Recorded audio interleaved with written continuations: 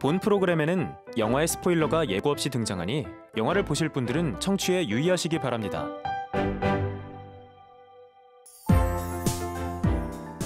안녕하세요. 이다혜 21세기 시네픽스입니다. 다시 보고 싶은 놓치기 아까운 21세기 영화들을 선정해 소개하는 시간인데요. 여러분 이름 혹시 마음에 드시나요? 이 프로 이름 말고요. 본인 이름 말하는 거거든요. 예, 저는 이름이 이다혜지 않습니까? 혹시 가명이나 애칭 지어서 부르신 적이 있나요? 저도 애칭이 있어요.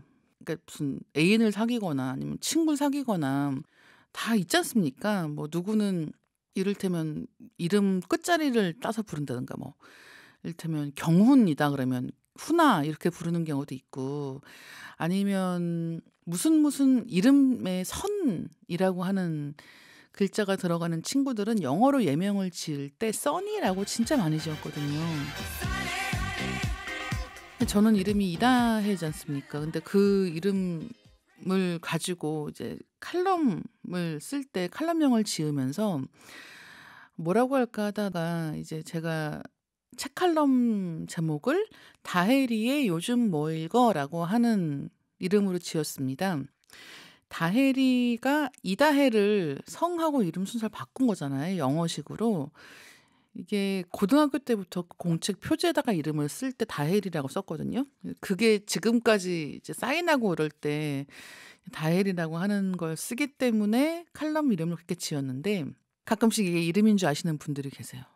다시가 없잖아요. 근데 뭐지 이름은 약간 이런 느낌으로 다혜리 씨세요? 막 약간 이런 느낌으로 부를 때가 있거든요.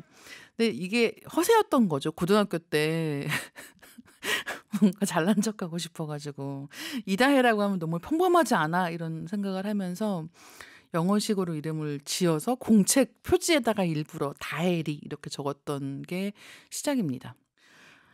되게 신기한 게 이렇게 짓는 이름들은 다 뭔가 너무 평범하지 않았으면 좋겠다는 생각하는 것 같아요. 좋아하는 사람들끼리 애칭 부를 때도 마찬가지인데 저는 제 친구 되게 친한 친구가 저를 링이라고 부르거든요. 근데 그게 뭐냐면 다혜리잖아요. 그래서 다혜리에서 다혜링이라고 부르다가 이제 링만 남았어요. 이런 식으로 가까운 사람들끼리는 일부러 새롭게 이름을 지어서 부르기도 하는데 그런 게 다 남들이 너를 부르는 식으로 말고 나만 너를 부르는 독특한 방법으로 우리의 관계를 좀 특별하게 만들고 싶어 같은 느낌이 있는 거죠. 아니면 자기가 자기 이름을 바꿔서 부르는 경우도 많잖아요. 오늘의 주인공도 그런 인물입니다. 오늘 이야기할 영화는 영화판 별일 없이 산다. 그레타 거윅 감독의 2017년작이네요. 레이디 버드입니다. Lady Bird, is that your given name? Yeah. Why is it in quotes? I gave it to myself. It's given 제가 to 영화판 me. 별일 없이 산다라고 얘기를 했는데 영화 속에서 별일이 안 벌어져요.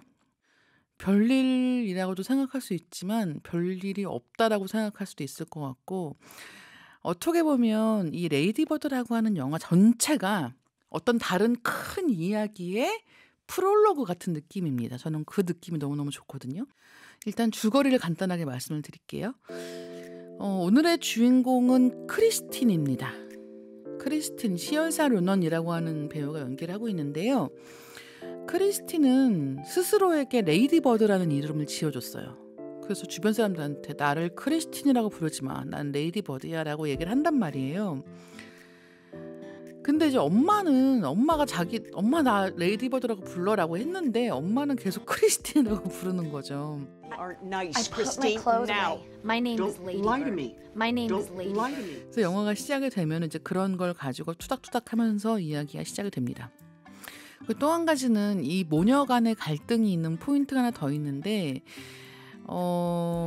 이 레이디 버드는 뉴욕으로 가고 싶어 해요. 대학교를.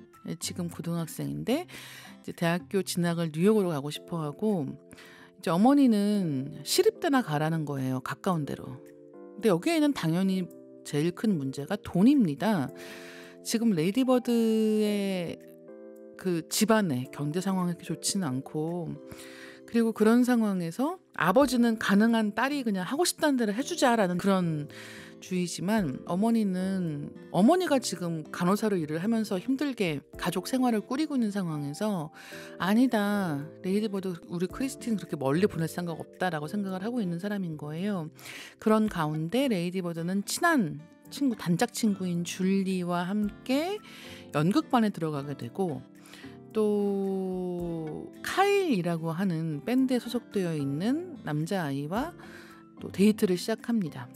그러한 나날이 이 레이디버드라고 하는 영화의 줄거리가 돼요.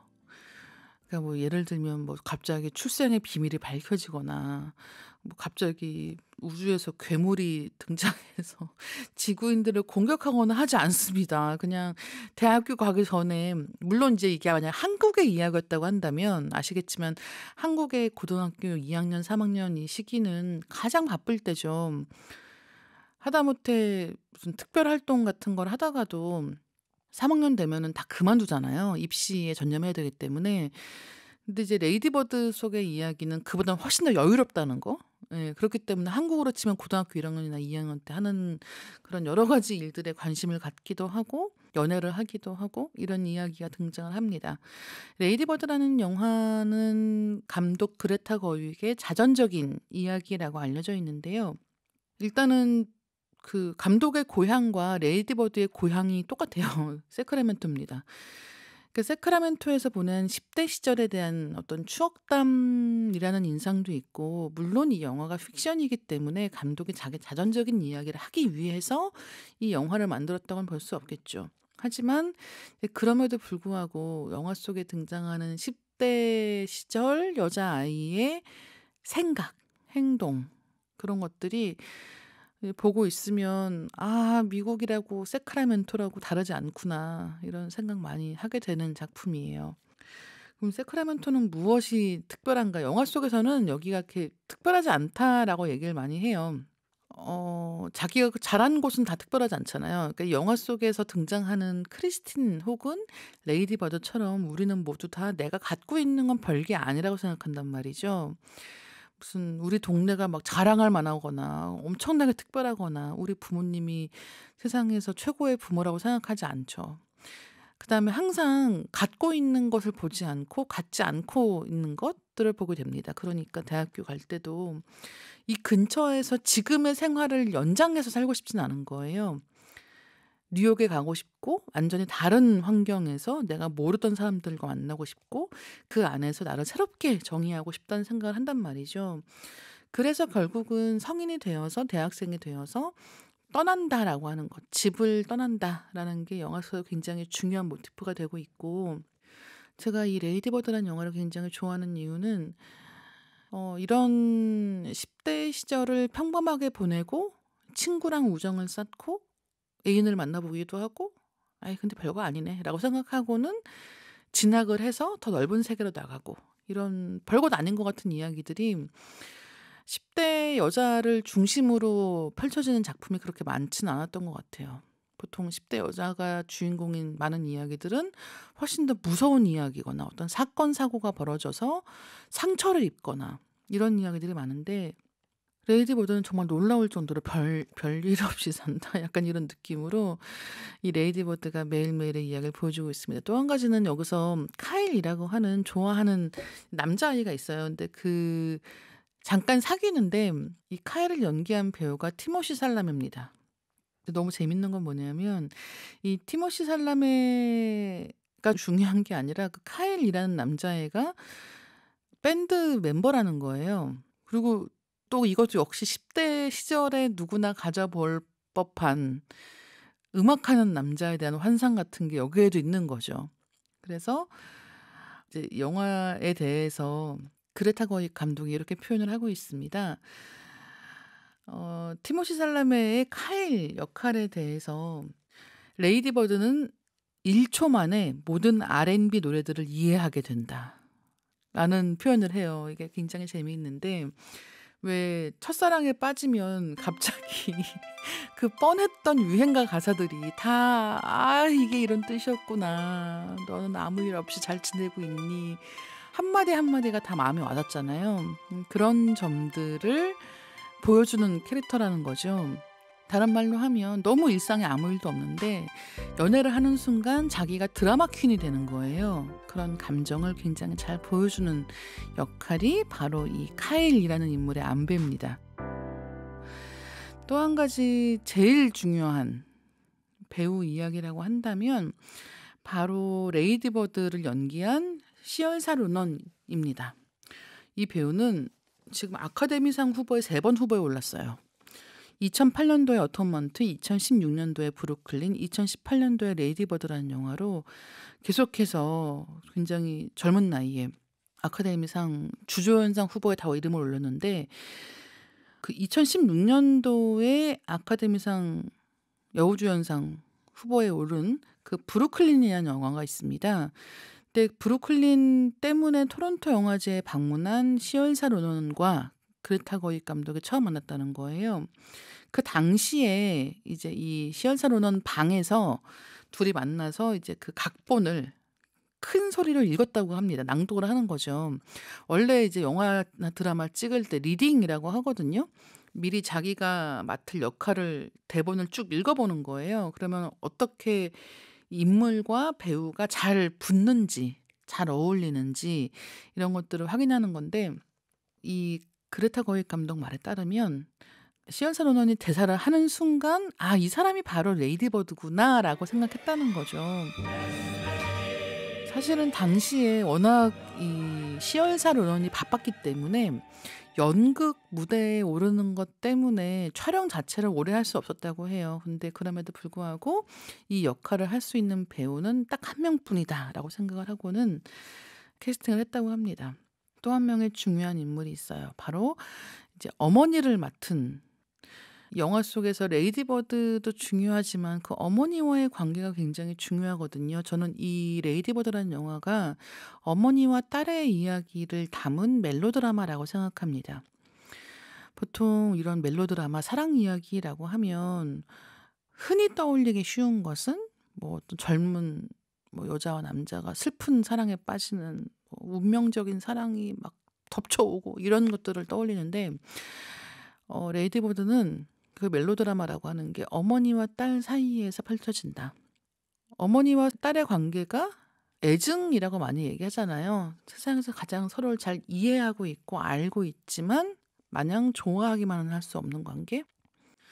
예를 들면 어머니가 우리 가족이 그렇게 여유가 있지 않기 때문에 너도 현실 감각을 빨리 익혀라 라고 요구할 때 딸이 마음속에 담게 되는 원망도 있을 것이고 그리고 엄마랑 딸이랑 하는 대화 중에서 이 레이디 버드의 명대사가 있습니다. 엄마 나 좋아해? 라고 물어보는 대목이 있어요. 엄마가 나 사랑하는 건 알겠는데 나 좋아해? 라고 물어봅니다. 근데 이거는 저는 가족관계에 대한 굉장히 가족관계를 잘 상징하는 대사인 것 같아요. 우리는 가족들을 사랑은 하죠.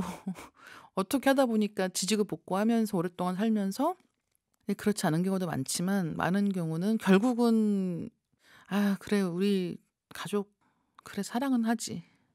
하지만 만약에 우리 가족 구성원들을 내가 사회에서 만났다면 이 사람들하고 친구가 됐을까? 라고 생각하면 저는 아니었거든요. 예, 저는 이제 부모님도 굉장히 좋아했고 제 동생이 하나 있어요. 동생도 정말 정말 사랑하지만 만약에 이 사람들을 내가 사회에서 만났다면 내가 좋아하는 어떤 윗사람, 좋아하는 친구나 동생이라고 생각했을까 하면 잘 모르겠습니다. 솔직하게 얘기해서. 사랑하는 것과 그 좋아하는 것 사이에 미묘한 간극이 있다는 거예요. 보통 우리가 만나는 만드는 인간관계들은 좋아하기 때문에 사랑하는 관계로 이어지는 경우가 많지만 가족은 그렇지 않다는 거예요. 그냥 어떻게 하다 보니까 이 가족이 만들어졌고 이 가족을 견디려다 보니까 사랑은 하는데 좋아하진 않아.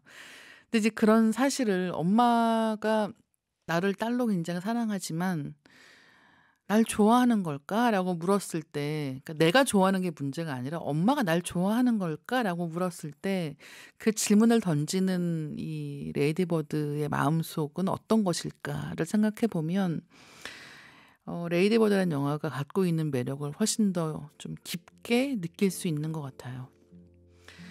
레이디버드랑 엄마 메리언이라고 하는 두 사람이 같이 앉아있는 컷, 같이 대화하는 장면들, 싸우는 장면 이런 것들을 보면 미국 엄마하고 딸도 한국 엄마랑 딸과 크게 다르지 않은 걸? 이런 생각이 들기도 하고, 또 한편으로는 영화를 본 다음에 엄마 생각이 좀 많이 나요.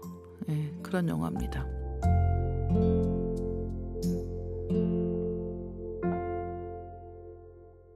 결국 영화 속에서 주인공은 뉴욕으로 가요. 뉴욕으로 진학을 하게 되는데 굉장히 신기하게도 이제 뉴욕에 가면 더 이상 크리스티는 레이디버드라고 부르라고 하지 않습니다. 이제는 자기소개를 할 때 안녕 난 크리스틴이야 라고 얘기를 할 수 있게 돼요. 그건 무슨 뜻일까? 이런 것들을 아마 그 사춘기를 지나서 20살 즈음을 지나서 나는 어떤 사람인가? 나는 어떤 사람으로 보이고 싶은가? 그 단계를 지나오신 분들이라고 한다면 굉장히 그리운 마음으로 나의 옛날을 떠올리는 기분으로 영화 속의 레이디버드를 보실 수 있을 것 같습니다. 네, 오늘 이야기한 영화는 그레타 거윅 감독의 2017년작 레이디버드였는데요. 아까 제가 말씀드렸던 것처럼 영화는 이후에 살아갈 레이디버드 혹은 크리스틴의 인생의 프롤로그처럼 보여요. 진짜 이야기는 이제 시작되는 거예요. 뉴욕에 가서부터의 크리스틴의 이야기가 앞으로 펼쳐질 진짜 이야기지만 그 전에 별일 없어 보이는 것 같았던 그 시간들, 매력적이라고 생각했던 남자는 별거 아니었고 진짜 소중한 관계는 친구였고 엄마랑은 많이 싸우기도 했지만 결국은 제일 그리워지는 사람이고, 이런 부분들에 대해서 영화가 정말 큰 공 안 들인 것 같지만 정확하게 표현해내고 있기 때문에 레이디버드 이야기를 한번 골라봤습니다. 감사합니다.